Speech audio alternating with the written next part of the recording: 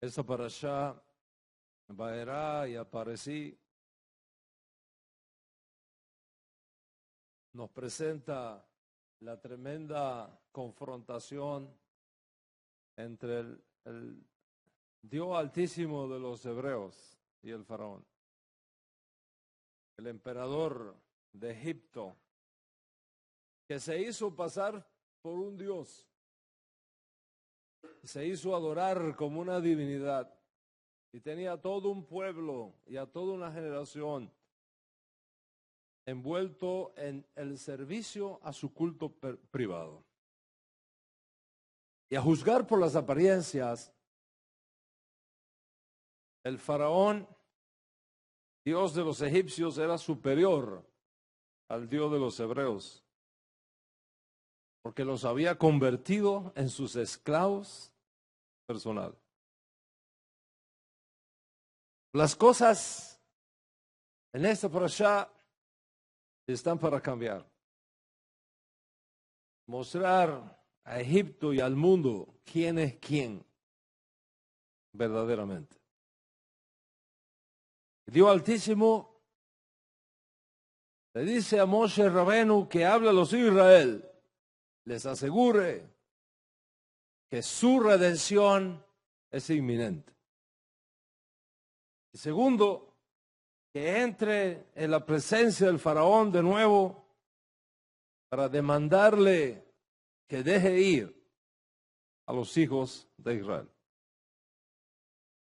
Y hemos escuchado la lectura de esta parashá, la hemos venido estudiando durante toda esta semana, cómo van cayendo uno a uno todos los dioses de Egipto, cómo van derrumbándose uno a uno todos los altares considerados sagrados e intocables por los egipcios, cómo uno a uno fueron pulverizándose los escondrijos de idolatría que estaban en Egipto. Constantemente Moshe Rabenu le repite al faraón y a su gobierno, deja ir a mi pueblo para que me sirva. Ya sabemos el juego que se está dando aquí. El faraón se aflojaba cuando estaba en medio de la crisis, después cuando la crisis salía se volvía a endurecer, hasta que finalmente todas estas plagas extraordinarias lo van ablandando y ablandando hasta que sucederá algo extraordinario que será asunto de la próxima semana. Mientras la Torá nos presenta a Moshe Rabenu dirigiendo toda esta gran batalla contra la idolatría egipcia, el Código Real nos presenta al Ribi destruyendo la raíz misma del mal que espantaba a los hombres en sus días. Enfermos sanados, endemoniados liberados, afligidos por diversas plagas limpiados. Los que vivían en oscuridad vieron la luz, las pandemias del alma emancipadas y la gloria del Dios de Israel revelada como nunca antes en la historia judía conocida. Todo lo que supuestamente tenía que hacer el Mesías fue presenciado en miniatura por su generación y su fama se iba extendiendo por todos lados. La sección del Código Real concluye con un tremendo milagro en el lago de Galilea que definitivamente convence a los que estaban por allí que Él es el Mashiach. Tan impactante fue aquello que socios judíos de una empresa de pescadería que allí estaban dejándolo todo, siguieron al maestro, se hicieron sus discípulos. Ese es básicamente el tema que nos ocupa en la parashá de hoy. Voy a aprovechar esta ocasión para un par de comentarios sobre nuestra parashá, si el tiempo nos lo permite. Primero, tiene que ver con la tremenda responsabilidad generacional que tenemos. Lo segundo, si el tiempo lo permite, digo, con un peligro que debemos evitar en nuestra relación personal con Dios Altísimo. Moshe Rabenu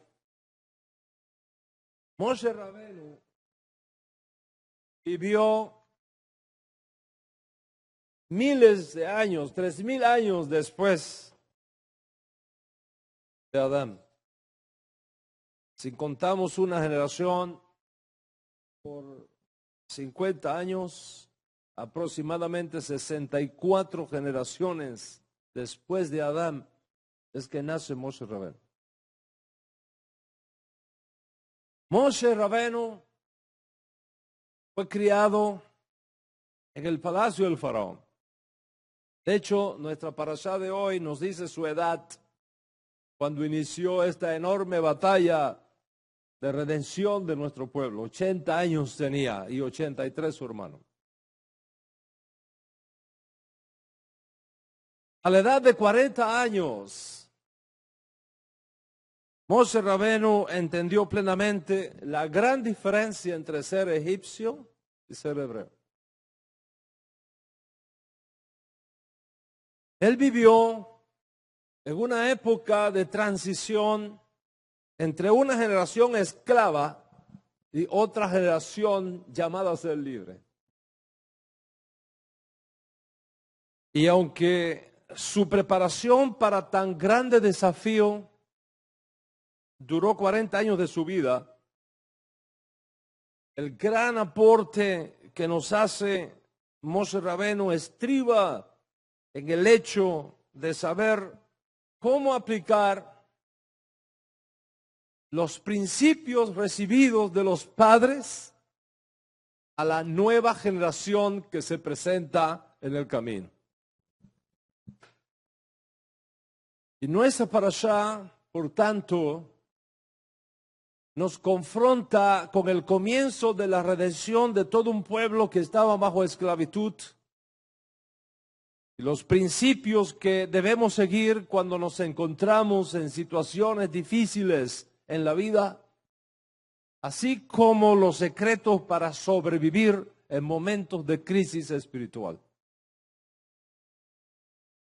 Rabino Shaul de Tarso enseña que las cosas que escribió Moshe Rabenu, así como las del resto de los profetas, tienen un extraordinario valor para nosotros, en tanto nos dan las pautas para encontrar los recursos necesarios, para utilizar los secretos de la revelación, para que seamos edificados, para que seamos fortalecidos y aconsejados, de tal manera que no caigamos en los errores del pasado, sino que aprendamos de ellos y los superemos para así liberar el alma de la esclavitud en la cual muchas veces se encuentra.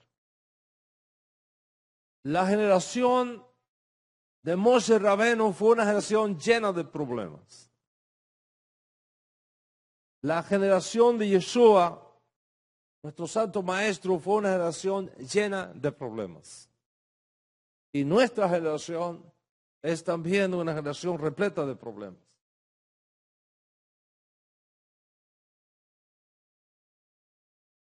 Basta mirar alrededor de nosotros para ver que estamos llenos de plagas, de juicios, de contradicciones, de sustos, de temores, de amenazas. Somos una generación llena de descontento, de locuras, de violencia, cual nunca antes habíamos visto en la humanidad. La buena noticia es que tenemos con nosotros una luz. Tenemos con nosotros la luz de la Torá. Y dentro de la luz de la Torá tenemos la luz de Mashiach. Y somos capaces de escudriñar la Torá y descubrir a Mashiach escondido en las páginas secretas heredadas de nuestros profetas. Moshe Rabenu libró una tremenda batalla interior dentro del contexto de su fe, la realidad que enfrentó en sus días, las limitaciones propias de su existencia humana. Cuando uno estudia la vida de Moshe Rabbeinu, puede sentir el aprieto que experimentaba por todos lados. Moshe Rabbeinu no era un hombre sin problemas. Era un hombre rodeado de problemas, apretado por todos lados. Apretado con la vara que se vuelve serpiente. Apretado con la mano que se torna leprosa. Apretado con el agua que se convierte en sangre. El grito de su alma. Su preocupación por su familia. Y al mismo tiempo el eco del clamor de las almas de los hijos de Israel que gemían a causa de la dura servidumbre. El exilio para Moshe Rabbeinu ya no podía ser más una excusa.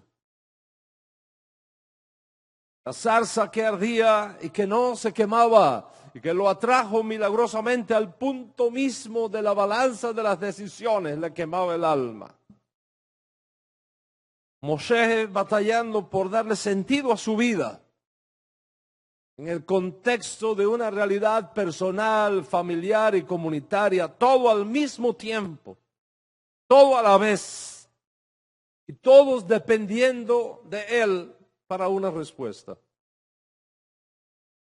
Moshe libertó con la ayuda de Hashem al pueblo hebreo, nuestro pueblo, del crisol de la esclavitud. Y finalmente veremos en los próximos pasillot millones de personas salir de Egipto hacia la tierra prometida. Dentro de este contexto extraordinario de milagros tras milagros, de manifestaciones de gloria tras manifestaciones de gloria, me pregunto cuál fue el judaísmo de Moisés. El judaísmo que conoció Moisés en sus días cuando estuvo en Egipto y en Madián distaba mucho de ser el judaísmo normativo y pluralista que tú y yo conocemos hoy.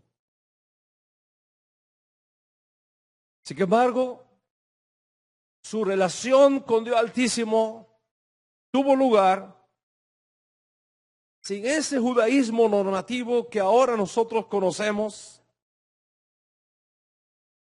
y fue responsable de tomar lo que tenía. Fue capaz de tomar lo que había recibido de sus padres y hacerlo relevante a una generación esclava y que gemía por libertad. Moshe tuvo la responsabilidad de tomar el judaísmo que conoció y hacerlo entendible a un pueblo que estaba sumido en la oscuridad de la esclavitud y en el horno del fuego del exilio. Un nuevo entendimiento de Dios Altísimo y un nuevo entendimiento de la fe de sus padres estaba en la mesa. El judaísmo de Moshe era muy simple. Muy simple. Sin embargo, aquella simpleza fue suficiente en las manos de Hashem para redimir todo un pueblo de la esclavitud. Moran Berrabotai, el judaísmo de Moshe, a diferencia del nuestro, no era un judaísmo preñado de asuntos halágicos, de temas jurídicos complicados, ni de jornadas de estudio de códigos e inscripciones crípticas que requerían clarificación tras clarificación para encontrar el sentido. A Moshe le interesaba sobre todas las cosas la circuncisión del corazón más que del cuerpo. La relación personal con Dios Altísimo más que el estudio de códigos legales complejos. Y la simplicidad de la fe por encima de la complejidad, de la escrupulosidad de los detalles, sin abandonar ambas cosas. Por las normas del judaísmo moderno, posiblemente Moshe fue un mal judío. Lo alé. Pero si ser un buen judío significa vivir exclusivamente encerrados en los detalles de discusiones halágicas por días y años, entonces Moshe Rabenu no fue un buen judío. Y quizá lo que desesperadamente necesita nuestra generación hoy día no es de muchos buenos judíos, sino de muchos malos judíos como Moisés. En Egipto, en el palacio del faraón, Moisés no tenía un restaurante kosher.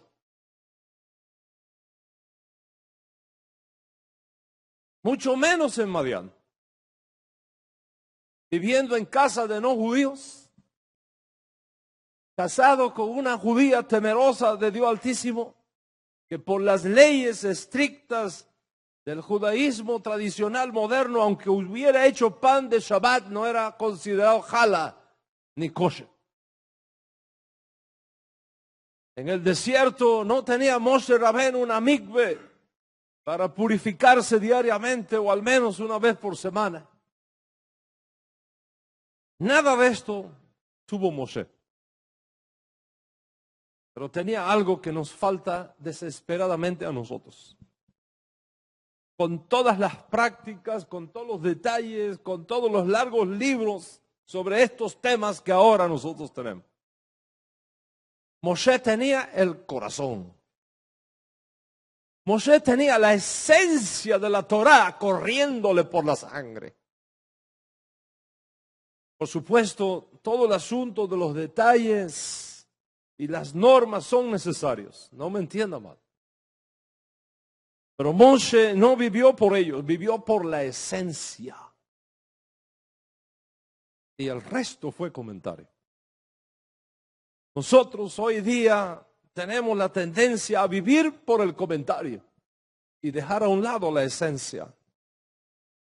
Y cuando por las normas un pueblo pierde el corazón, nos volvemos vino nuevo en odres viejos. La lucha de Moshe Rabenu fue cómo encontrar el corazón en el judaísmo que había recibido y no perderse en las normas. La lucha de Moshe Rabenu fue cómo hacer para que la esencia fuera el corazón y no la forma, las normas. Y Moshe tuvo en eso éxito, Baruch Hashem. Su compromiso era con Hashem, por encima de las normas. Y es por eso que a él se le permitió entrar al lugar santísimo rompiendo las normas estrictas que tenía que seguir su hermano Aarón. Aarón solamente podía entrar al lugar santísimo una vez al año y no sin sangre ajena. Moshe Rabenu no tenía esa restricción. Moshe Rabenu podía entrar al lugar santísimo cada vez que él quería, a cualquier hora y sin sangre de machos cabríos en sus manos. Y este fue el plan original. Que todos tuviéramos acceso a su presencia sin intermediarios, como Moshe Rabenu. El pecado del becerro de oro nos alejó la presencia divina. El Mizcán que estaba en medio de los hijos de Israel fue sacado fuera del campamento. Y solamente después vinieron las normas, los procedimientos y las leyes. Pero la esencia, Rabotai, la esencia no eran las escrupulosas discusiones halállicas. La esencia era poder entrar al lugar santísimo sin restricciones. De hecho, el profeta Jeremías habla del asunto en el capítulo 7 de su profecía cuando dice, y cito, porque no hablé yo con vuestros padres, ni nada les mandé acerca de holocaustos. Nada les ordené de víctimas el día que los saqué de la tierra de Egipto. Mas esto les mandé diciendo, escuchad mi voz, y seré a vosotros por Dios Altísimo, y vosotros me seréis por pueblo, y andad en todo camino que os mande para que les vaya bien. ¿Qué pasó entonces? Por el pecado del becerro de oro, Moshe tuvo que romper las tablas y luego vinieron no 10, 613 mandamientos. Así que hoy tenemos 613 mandamientos.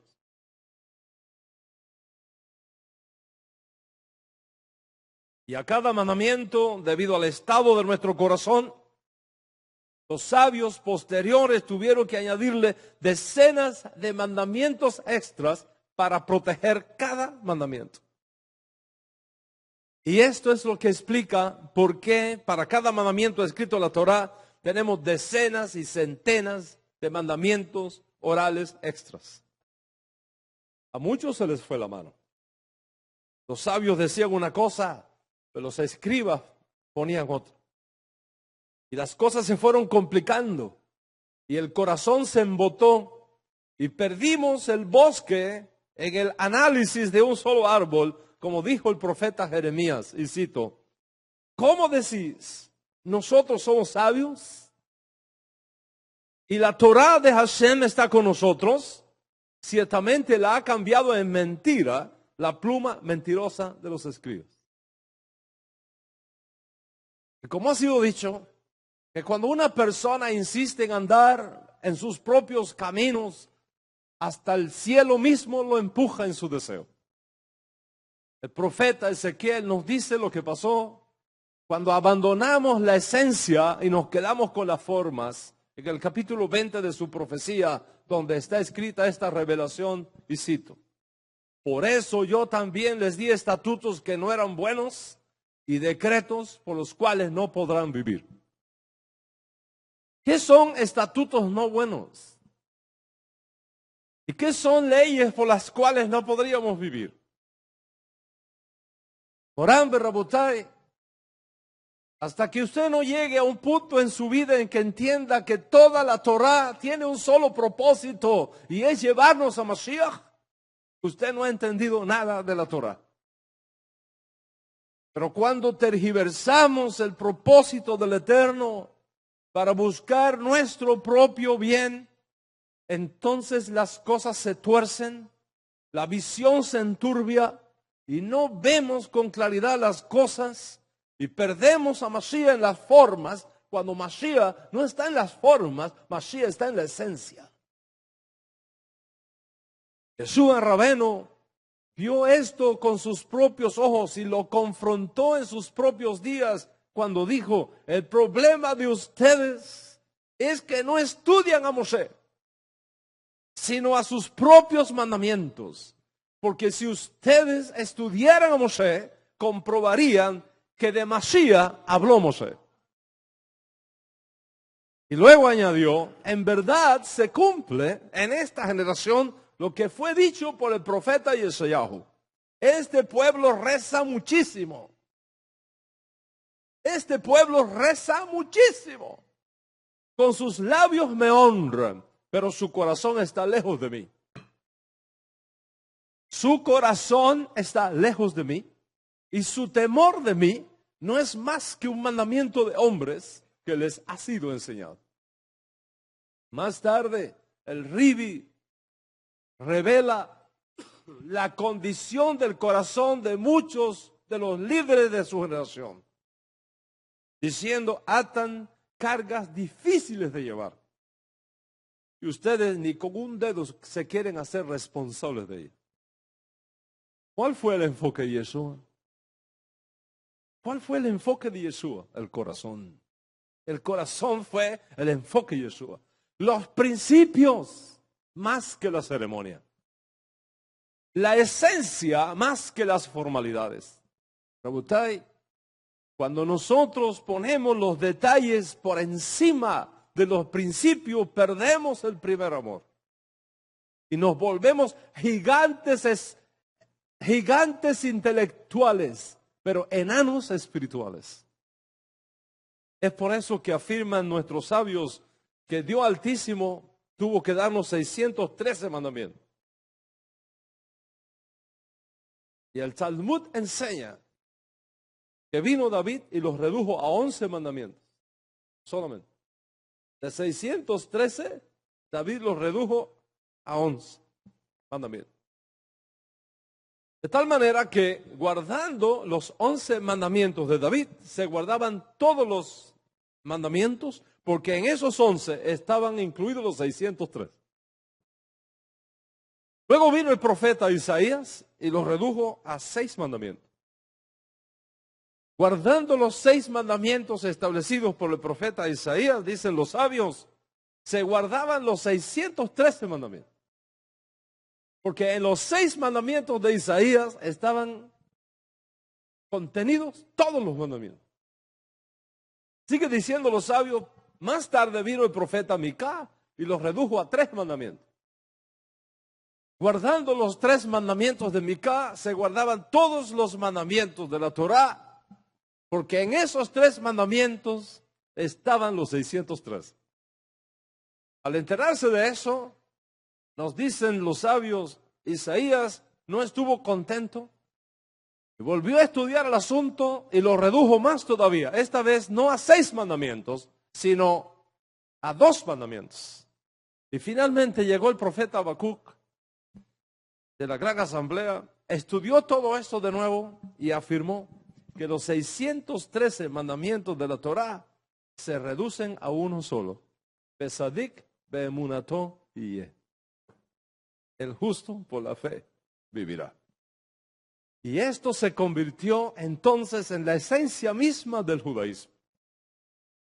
El sadik, el justo, por emuná, vivirá. ¿Cómo podemos entender esto? ¿Cómo resolvemos la evidente contradicción entre Moshe Rabenu y Habacuc? Porque Moshe Rabenu escribió, el hombre que haga estas cosas vivirá por ellas. Y Habacuc reduce todo y dice, el justo por la fe vivirá. Si tú miras bien, no hay contradicción, sino un proceso. Una evolución espiritual. Moshe, luego del desastre del becerro de oro, dice, Asher yaseh olam ha'adam bechem bechem. Es decir, que haciéndolos el hombre vivirá por ellos. Observa el sujeto de esa frase. Ha'adam, el hombre vivirá en ellos. Pero el profeta Habacuc no dice el hombre, dice Besadik. El justo. El sadik no es lo mismo que el hombre. Biológicamente es el mismo hombre. Corporalmente es el mismo hombre. Pero por dentro algo ha cambiado. Adentro ha tenido lugar una operación quirúrgica poderosa. Afuera hay un Brit Milá del bazar, del cuerpo. Pero adentro hay un Brit Milá del laf, del corazón. Adán está dominado por el Yetzer Hara y requiere normas y leyes fuertes para domarlo. Pero el Sadik es un hombre tratado por Dios Altísimo. El Sadik es un hombre que ha sido purificado en su relación íntima con Hashem, con los mandamientos. Es el hombre que se mueve en el mundo de la esencia. No es el hombre que se mueve en el mundo de las normas. Y este hombre que está en la esencia vive por emuná. Y todo lo que hace es por Emuná Hashem. Y todo lo que le hace la Emuná Hashem se le cuenta por justicia. Rabino Hillel de Babilonia entendió este principio en su famoso encuentro con un gentil que quería convertirse al judaísmo.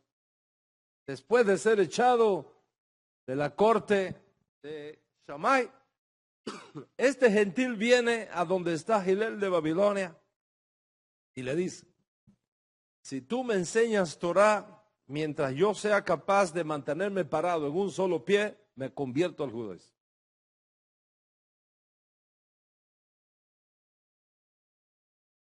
Observa la propuesta. Si tú eres capaz de enseñarme toda la Torah, mientras yo pueda mantenerme de pie, parado en un solo pie, ¿qué tiempo te puedes tú estar parado en un solo pie? No mucho. Mientras yo pueda permanecer parado en un solo pie, enséñame toda la Torah. Y la santa alma del rabino Hillel de Babilonia le respondió: no le hagas a nadie, no le hagas a nadie lo que tú no quieras que te hagan a ti. Esto es la Torah. El resto es comentario. Ve y apréndelo. ¿Te das cuenta la profundidad que esto tiene? Estaba diciendo, seguir los principios es más importante que la tradición. Párate en el principio, envuélvete en el principio y solamente después podrás estudiar el resto que es comentario. Lamentablemente, nuestro judaísmo contemporáneo pone más énfasis en el comentario que en los principios. Y ciertamente el rabino Hillel no estaba en contra de la tradición, lo aleno, pero tenía claro que más importante que la tradición son los principios. Hillel no le dijo a este gentil que se quería convertir, no le dijo nada de Shabbat. No le mencionó nada de Brit Milá. No le habló absolutamente nada de Kashrut. ¿Qué le dijo? El judaísmo en su esencia es esto: no hacer a los demás lo que tú no quieras que los demás te hagan a ti. El resto, Shabbat, Kashrut, Nidá, y todo lo que tú puedas poner de ahí para atrás, es comentario. Ve y apréndelo. Más tarde llegó el Ribi y dijo lo mismo, pero de una forma diferente. Dijo el Ribi: haz con los demás como tú quieras que los demás hagan contigo, porque de esto cuelga toda la Torah. En otras palabras, según el rabino Hillel de Babilonia, una generación antes de Yeshua, y según las enseñanzas de Yeshua, en sus días, la Torah, los profetas y el judaísmo depende de un principio básico y fundamental. Y si ese principio falta, todo lo demás no tiene sentido. El rabino Shaul, una generación después de Yeshua, su más aventajado discípulo, dijo en sus días: no adulterarás, no matarás, no hurtarás, no andarás chismeando entre el pueblo. Y todos los demás mandamientos que existen en una sola sentencia se puede resumir: ama a tu prójimo como a ti mismo, porque el amor no hace mal al prójimo. Por lo tanto, el cumplimiento del judaísmo es el amor.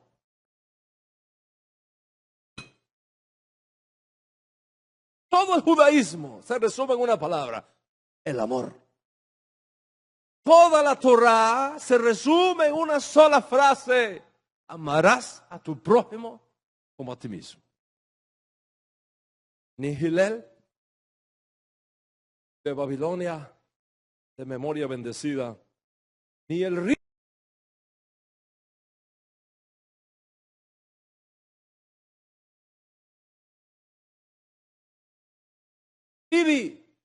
ni el rabino Shaul mencionan para nada las leyes de Yom Tov. No mencionan para nada Rosh Hodesh, que por cierto, el lunes en la noche tenemos Rosh Hodesh aquí en la sinagoga. Y todos tenemos que estar aquí para Rosh Hodesh y traer nuestra alcancía de Sedaká para los pobres. Y todas estas cosas que son los comentarios. No dijo absolutamente nada de las tradiciones. ¿Por qué?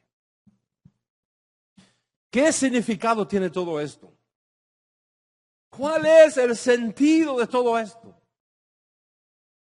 Mira de quiénes estamos hablando: Hillel de Babilonia, Yeshua, Hamashiach, Shaul de Tarso.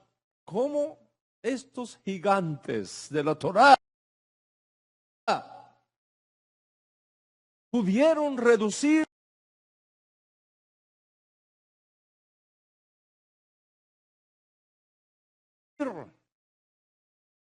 los mandamientos a su máxima expresión y concluir que todo se puede reducir a una sola cosa: el amor al prójimo? ¿Hay alguna contradicción entre el profeta Habacuc y el rabino Hillel de Babilonia?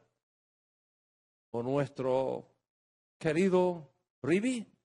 ¿O su estudiante más aventajado, Shaul de Tarso? ¿Hay alguna contradicción? Absolutamente no hay contradicción. Aparentemente hay una contradicción. Habacuc redujo toda la Torá a un solo principio: el justo por la fe vivirá. Hillel de Babilonia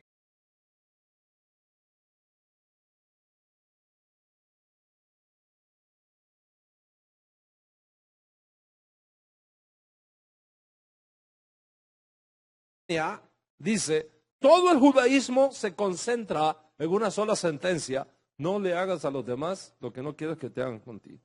El Ribi lo dijo de la misma manera, pero del otro lado de la moneda: haz a los demás como tú quieres que los demás hagan contigo. Y vino luego el Rashtá y lo pone todo junto diciendo: todo el judaísmo se puede resumir en una sola sentencia: amarás a tu prójimo como a ti mismo. Entonces, ¿hay alguna contradicción entre el profeta Habacuc y el rabí Hillel, o Yeshua, o Rash Shaul? No hay contradicción. ¿Saben por qué? Porque el profeta Habacuc está hablando de la Torá reducida en un mandamiento para medir tu relación con Dios Altísimo. Pero Hillel de Babilonia, Yeshua, Rash Shaul, está hablando de reducir todos los mandamientos en tu relación con el prójimo. En todo caso, la pregunta es: ¿dónde queda la tradición en todo esto? ¿Dónde queda la halajá? Hillel de Babilonia, como dije, no mencionó el Shabbat, no mencionó las leyes de Nidá, no mencionó las leyes de Kashrut, no mencionó las leyes de la vaca roja, etc. Tampoco lo hizo Yeshua. Tampoco lo hizo su estudiante, el rabino Shaul de Tarso. La pregunta es: ¿dónde queda la tradición? ¿Dónde ponemos la halajá? La respuesta nos la da Moshe Rabenu en la parashá que hoy nos ocupa, cuando fue capaz de tomar los principios y aplicarlo a la condición real que estaba viviendo el pueblo judío en Egipto. Pregúntate esto: ¿qué es la tradición? Pregúntate eso, en el contexto de nuestra fe judía. ¿Qué es la tradición? La tradición es solamente el registro histórico de cómo nuestros ancestros vivieron los principios del judaísmo en sus propias condiciones del pasado que les tocó vivir. Esa es la tradición. Lo voy a repetir. La tradición es el registro histórico de cómo nuestros antepasados vivieron los principios en sus propias condiciones que les tocó vivir. La pregunta es, ¿son nuestras condiciones iguales o han cambiado?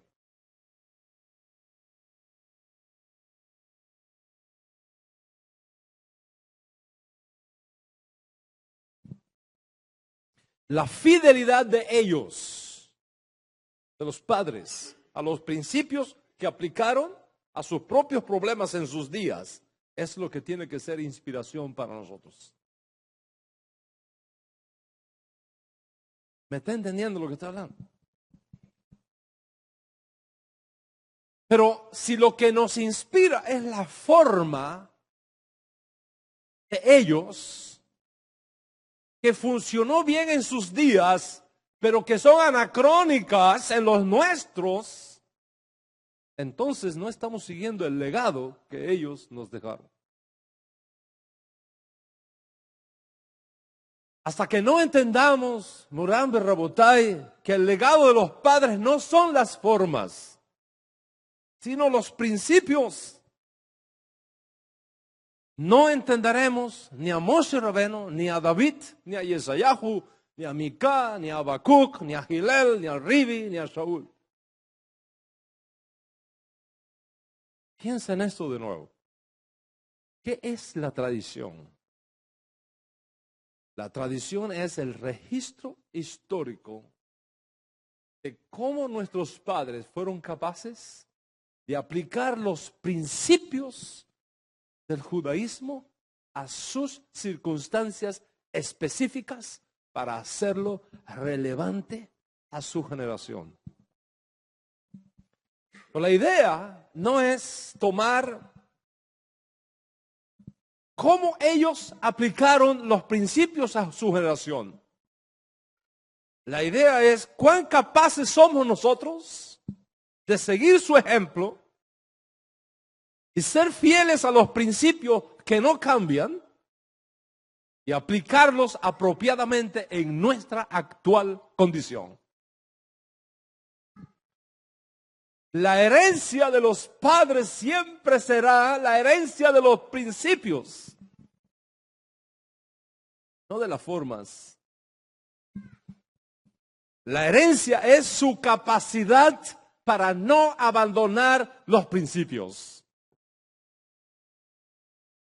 Su herencia que hemos recibido es su habilidad de tomar lo que nunca cambia y aplicarlo a una situación nueva para que funcione, para que sea relevante, para no desconectarnos de los principios. Y ellos fueron extraordinariamente creativos en la manera como aplicaron los principios a sus propias condiciones. Y nosotros tenemos que ser creativos también en la manera como vamos a aplicar los principios en nuestras propias circunstancias del siglo XXI, donde estamos viviendo con nuestros propios problemas, con nuestros propios miedos, con nuestras propias necesidades, con nuestros propios desafíos que ellos no conocieron. Miremos el caso de la lectura de la Torá en la sinagoga. ¿Por qué estableció Ezra la lectura de la Torá en público en Israel? ¿Por qué? Porque en aquella época nadie podía darse el gusto de tener un Sefer Torá privado y personal en cada casa. No se podían dar ese lujo.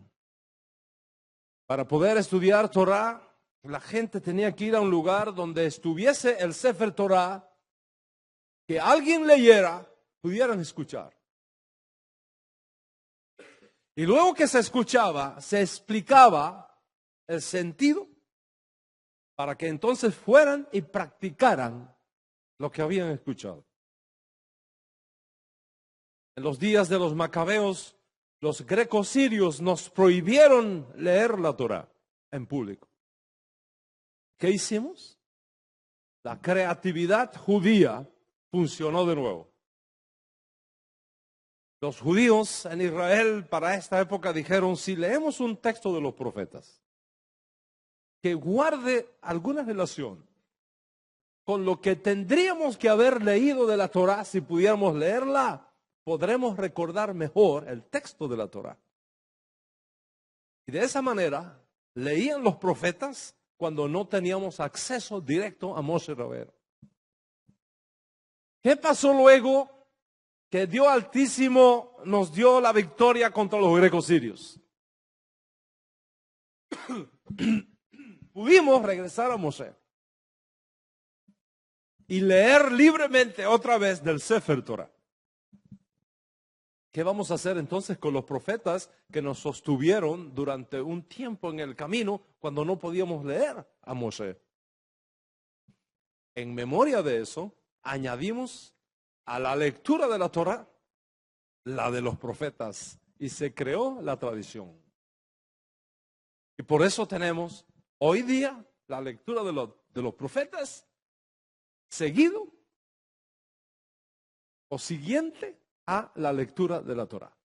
Y como ustedes vieron aquí, leímos a Moshe y después leímos a los profetas. Esa es la tradición. Que la gente escuche a Moisés. Que la gente escuche a Moisés y escuche a los profetas. ¿Cuál es el principio? ¿Cuál es el principio? Que pongan el sentido y entiendan lo que se lee para que luego lo puedan aplicar a sus vidas. Ese es el principio. Entender y aplicar. Porque solamente cuando tú entiendes y aplicas la Torá a tu vida, te mueves de Adam a Sadik.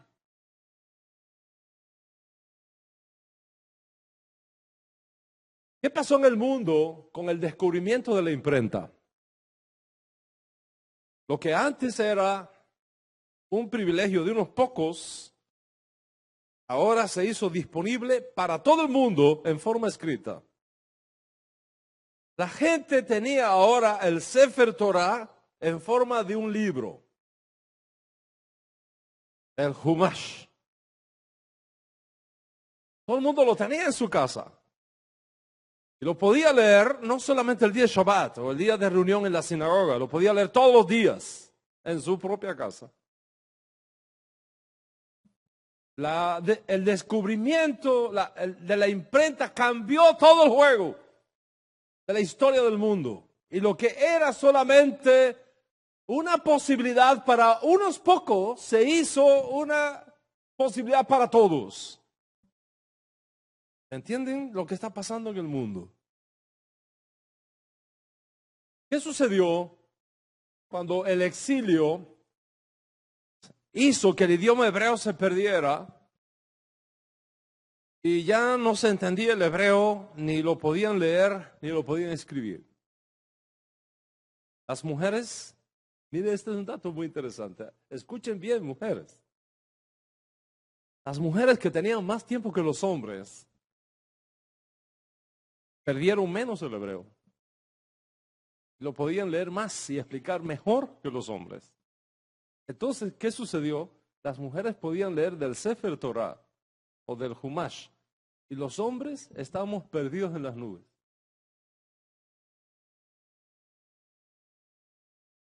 Y esto causó que se establecieran leyes y estatutos para prohibirle a la mujer leer la Torah en público y estudiar Torah oral en privado. sería visto en aquella generación como una ofensa al honor del varón. Estoy hablando de la Edad Media. Una ofensa al honor del varón. Por eso es que Maimónides, esa mente brillante, sefardita, en la Edad Media, legisló: enseñar Torah oral a una mujer es como enseñarle tonterías.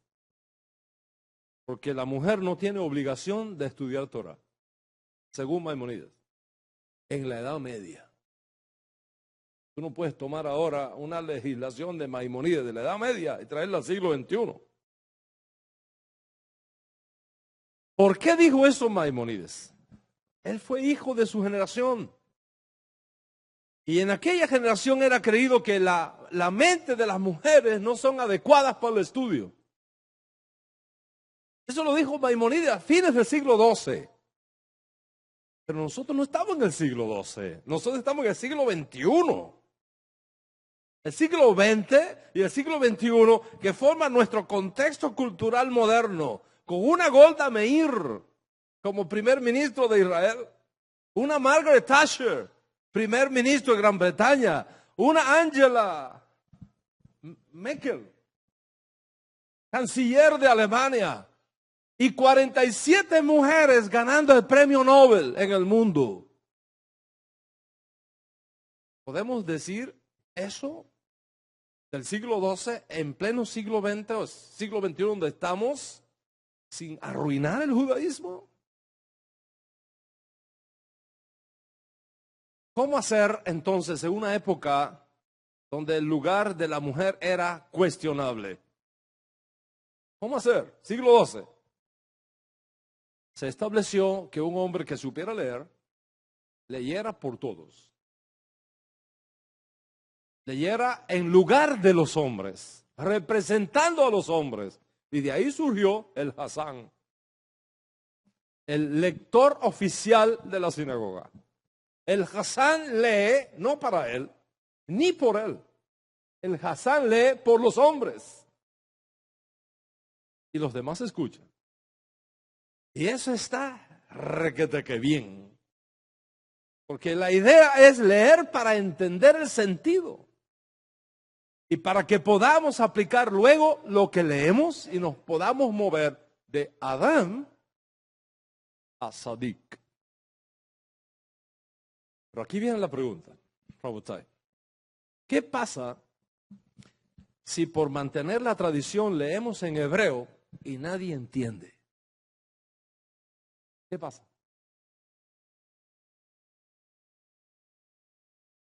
¿Qué pasa si leemos todo en hebreo, todo en hebreo y nadie entiende absolutamente nada? ¿Qué pasa?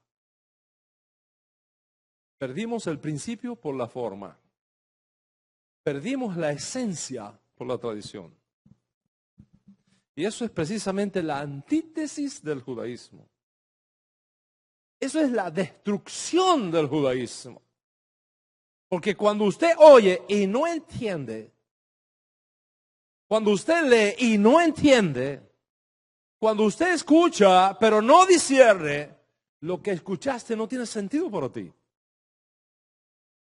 Te puedes volver un religioso en el mejor de los casos, un frustrado en el peor, un desconectado, pero no un sádic. Rezaste con los labios, pero el corazón se quedó sin entendimiento. Cero entendimiento. Es por eso que Ezra tuvo mucho cuidado, que cuando se sacaba el Sefer Torah en hebreo, se traducía al arameo para que los que habían olvidado el hebreo no se quedasen sin entendimiento. ¿Qué tenemos entonces? Debemos leer el Sefer Torah en nuestra sinagoga, absolutamente, pero no leer por leer. Es por eso que recomendamos que todos tengan su Humash. Y que tengan su Humash para que cuando se esté leyendo en hebreo, tú escuches en hebreo, pero leas en español o en inglés, que es donde tú entiendes, para que no pierdas el sentido. Leer para comprender, para aplicar el sentido y para traducir eso luego a tu vida y experimentar cambio, experimentar evolución, elevación, irte moviendo de Adán a Sadik. Y es por eso que nuestro Sidur está en hebreo y está en español. Y es por eso el tremendo esfuerzo que hace nuestro Hassan y sus asistentes para que leyendo en hebreo usted entienda en la lengua donde usted tiene sentimientos. Y si tenemos que traducir simultáneamente del hebreo al castellano, y si tenemos que traducir simultáneamente del hebreo al inglés, para que los que no entienden hebreo lo entiendan en la lengua donde comprenden, en la lengua donde tienen sentimiento, tenemos que hacerlo. De lo contrario, Rabotai, estamos destruyendo el judaísmo que decimos defender. Dice Rav Shaul, cantaré en el espíritu, pero también con el entendimiento. Oraré en hebreo, pero con entendimiento. Si el hebreo no es tu lengua madre, y si no lo sabes lo suficientemente como para comprenderlo, vamos a aprender hebreo. Vamos a leer en hebreo, pero vamos a asegurarnos que entiendas lo que se ha leído. Mi gran preocupación es que la gente hoy día está buscando conocimiento, pero descuidando los principios. Descuidando la aplicación del conocimiento. Y eso nos está llenando la mente, pero nos está enfriando el corazón.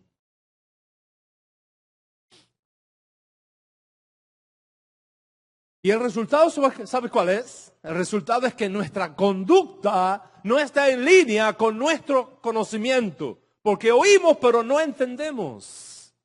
Escuchamos, pero no discernimos. Y es por eso que peleamos por cualquier cosa.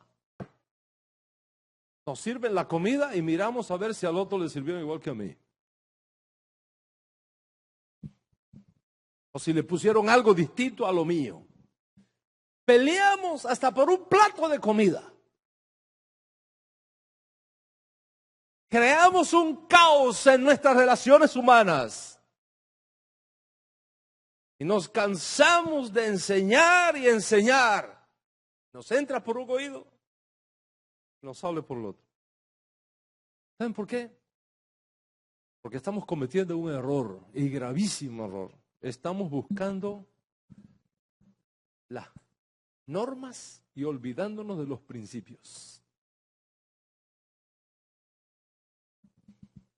Estamos enfocados en las formas, estamos enfocándonos en la letra y hemos perdido el espíritu. Tenemos que recordar que la letra mata y solo el espíritu da vida. Solo el espíritu da vida. Para tú moverte del nivel terrenal a Adán hasta el nivel celestial Hasadik, necesitas experimentar el poder de la Torah. Necesitas experimentar el poder de los mandamientos. Necesitas experimentar el espíritu de la Torah. Necesitas experimentar el espíritu del mandamiento. Y eso es lo que te lleva a un cambio de estatus en tu alma. Eso es lo que conocemos en el judaísmo como tikkun. El proceso de reparación, el proceso de restauración. Dijo el Tana Shimon Kefa en el siglo I, Mashiach está retenido en los lugares celestiales hasta el tiempo del tikkun de todo, de todas las cosas. ¿Cuál es la esencia del judaísmo entonces? ¿Cuál es la esencia? Asistirte en tu proceso de purificación espiritual para que te muevas del hombre biológico que es Adán al hombre espiritual que es Hasadik. Como dijo Rabino Shaul de Tarso, hasta que todos lleguemos a la altura de un Sadik. Hasta que todos lleguemos a la altura de un Sadik, de un hombre perfeccionado. a la medida de Yeshua HaMashiach. Ya eso fue dicho para nosotros en el primer siglo. Tenemos un tremendo desafío por delante en la restauración de nuestra identidad sefardí occidental, pero sin perder la esencia del judaísmo, sin perder lo que nunca cambia, aunque todo cambie. Todos los que viven cerca de mí y los que están cerca de mí saben mi preocupación por rescatar la identidad sefardí occidental en las comunidades judías emergentes hoy día en nuestro patio iberoamericano. Y esto es importante, sumamente importante, si lo hacemos partiendo de los principios, de los fundamentos, de la esencia de nuestra fe judía. ¿Por qué? Les voy a decir algo, Rabotai, les voy a recordar algo. Israel no existe para ella misma. El judaísmo no existe para nosotros mismos. Israel existe para hacer luz, para mostrar el camino, para atraer a las naciones al servicio del Dios uno y único, como está escrito por los profetas: este pueblo he creado para mí, mis alabanzas publicará.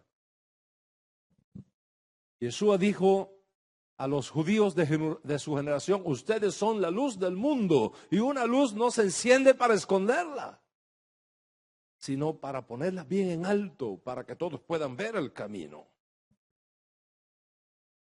Visto así, el exilio, lejos de ser un castigo, es una oportunidad.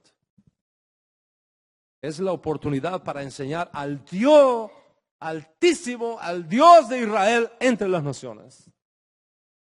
Todo lo que nosotros llamamos humanamente juicio y castigo divino sobre nuestro pueblo desde el primer siglo hasta el presente, lejos de ser un castigo, es el camino hacia el propósito por el cual fuimos creados. Luz para las naciones. Tikkun significa reparar, corregir, restaurar. Por un lado, nuestro hombre interior, nuestra alma, para que nos movamos del Adán al Sadik. Por otro lado, nuestra responsabilidad con el mundo, con las naciones, con el prójimo. Ese proceso de ser sal de la tierra, luz del mundo, eso llamamos Tikkun Olam.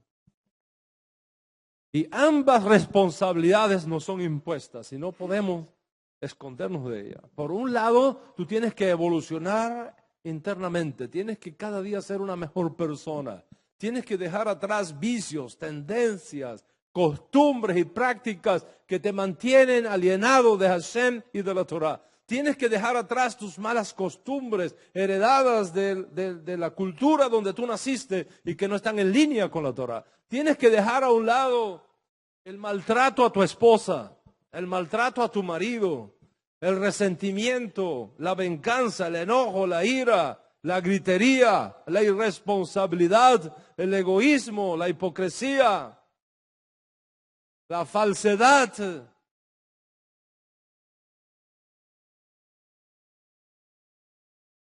Y cosas como esas. Y por el otro lado, aprender a cuidar al mundo, aprender a cuidar la naturaleza, no ser cruel con los animales, trabajar por la justicia social, dejar de engañar a los demás, dejar de sacar provecho de mi conocimiento personal para explotar a los demás, de manipular a los demás, de pensar que los demás son mis esclavos, aprender a vivir respetando el honor y la dignidad del prójimo sin importarme el color de su piel ni su origen. Tikkun del alma y tikkun del mundo, para eso, Rabotai, existe el judaísmo. Y si el judaísmo que vivimos no tiene esa proyección, es antijudaísmo vestido de judaísmo. El rabino Hillel de Babilonia, de quien les hablé antes, tenía bien claro estos principios, muy claros. Tenía estos principios cuando dijo: si no lo hago por mí, ¿quién lo hará? Si no lo hago por mí, ¿quién lo hará? Y si solo lo hago por mí, ¿qué soy entonces? Y si no es ahora, ¿cuándo?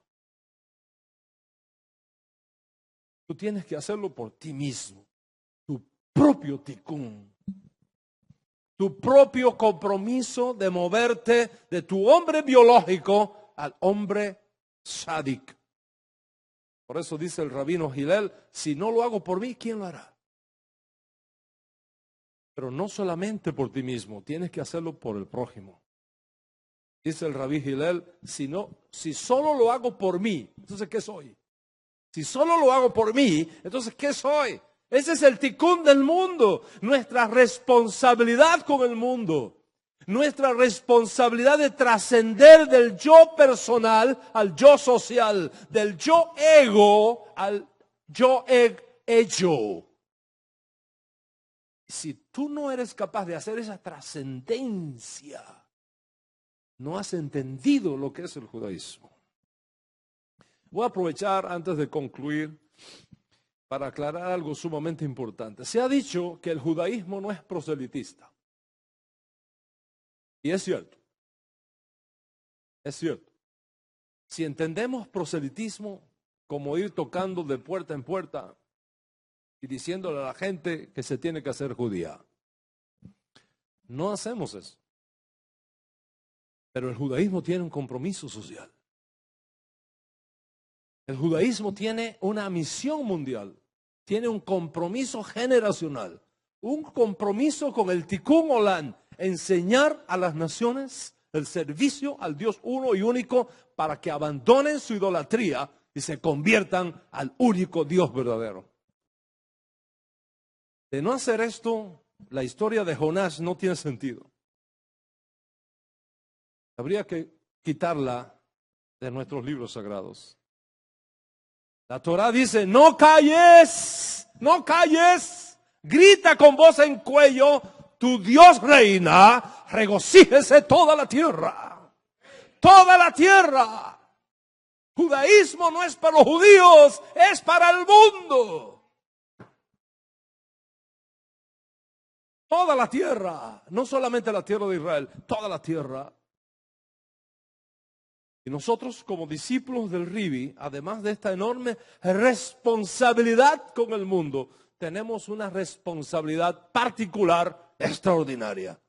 Dice el Ribi, y si tú eres su estudiante, tú tienes que seguir sus enseñanzas. Dice el Ribi, por camino de gentiles no vayáis, ni en ciudades de samaritanos entréis. Vayan y búsquenme las ovejas perdidas de la casa de Israel. Vayan y búsquenme las ovejas perdidas de la casa de Israel. Esto es una responsabilidad insoslayable para nosotros. Y si dejamos de hacer esto, si abandonamos nuestro tikkun personal y nuestro tikkun generacional, hemos perdido el sabor. Y dice el Ribi, si la sal pierde su sabor, no sirve para nada. Excepto para que los hombres mismos la pisoteen. En conclusión, y para alegría del estómago que está protestando un poquito, Moshe Rabenu tomó los principios y los aplicó a su caso particular y el resultado fue la primera redención. Y ese ha sido y es el legado que nosotros hemos recibido. Tomar los principios y ser capaces de aplicarlos a los desafíos de nuestra generación, de nuestro tiempo, de una forma única y relevante para todos. Y esto es lo que significa para nosotros aquí ser ortodoxos. ¿Me está entendiendo lo que estoy hablando? Eso para nosotros es ser ortodoxos. Ir y buscar las ovejas perdidas en la casa de Israel es ser ortodoxo.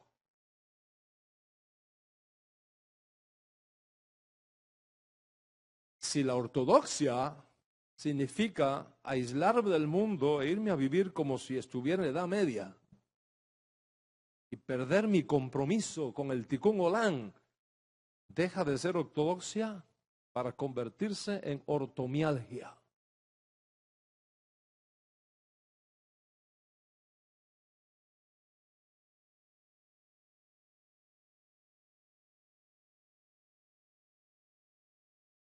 ¿No han oído hablar de la fibromialgia? Es un síndrome que destruye la capacidad de los músculos para hacer su trabajo. Te vuelves, como decimos los cubanos, fofo. Te llenas de bursitis y de artritis. Y si no te atiendes eso rápido, te vuelves un paralítico en una silla de ruedas. Si la ortodoxia significa aislarnos del mundo y comenzar a vivir como vivieron nuestros ancestros de la Edad Media, perdiendo tu compromiso con nuestra generación, entonces deja de ser ortodoxia para convertirse en ortomialgia. ¿Entiendes? Si ortodoxia significa abandonar nuestro compromiso con las naciones para mostrarles la luz del camino del retorno al Dios de Israel, deja de ser ortodoxia para convertirse en orlabitis crónica.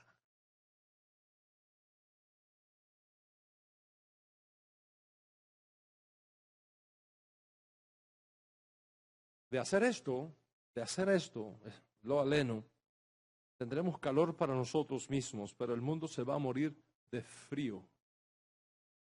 Como la historia de los dos maestros que te voy a hacer. Era el frío más horrible que había visto alguna vez la Siberia. Y allá, en un pueblito de aquella vieja Rusia, vivían dos maestros. Cuando el frío intenso, en su forma más intensa llegó, el primero de los dos maestros preparó un buen abrigo de piel y se abrigó y se protegió del frío. El otro maestro vino y encendió una enorme hoguera. La pregunta es, ¿cuál de los dos hizo mayor bien? ¿El que preparó su buen abrigo y resolvió su problema personal, pero dejó a todos a merced del frío? ¿O el que encendió el fuego y no solo se protegió a sí mismo, pero al mismo tiempo dejó el camino abierto para que todo el que quisiera acercarse al fuego y calentarse pudiera hacerlo?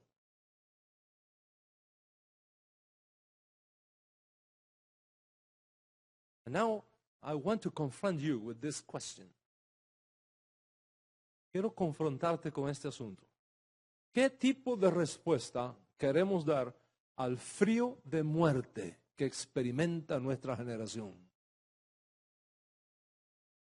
¿Un judaísmo que solo sirve para nosotros? ¿O un judaísmo que sirva para todos? ¿Un judaísmo que nos quita el frío solo a nosotros? ¿O un judaísmo que abre un camino para que todo el que quiera calentarse pueda venir y refugiarse al fuego de la luz de la Torá?